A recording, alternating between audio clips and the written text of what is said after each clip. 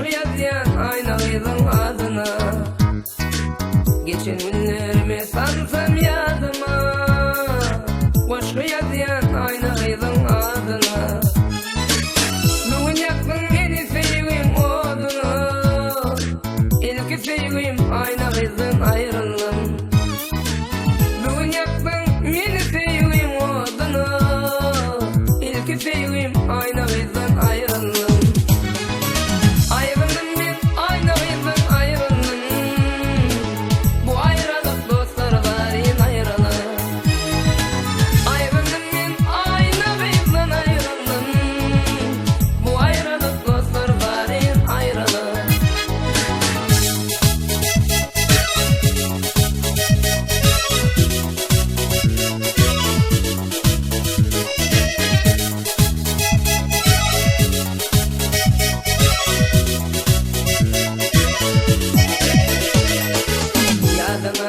İlk duruşup günü sebebin gıyetliydin seyen seni. Yadına sal ilk duruşup günü sebebin gıyetliydin seyen seni. Bugün ara düştü ayrılık günü. On sever ya aynalıydan ayrılan. Bugün ara düştü ayrılık günü. Sever ya aynalıydan ayrılan.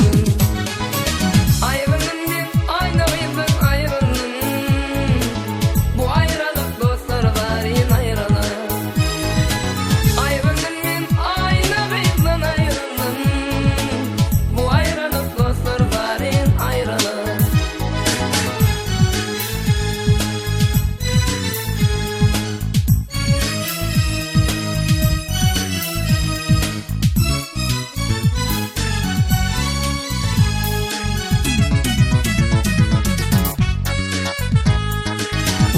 Benim ikimizin arası, yüreğimde kanlı sevgin yarası. Aşık olan otur yarın sezimi, mıdan gülüp baktın güler yüzüme. Yakta sakla benim aydın sezimi, ilk sevgim aynalıydan ayrılan. Yakta sakla benim aydın sezimi, sevgim aynalıydan ayrılan.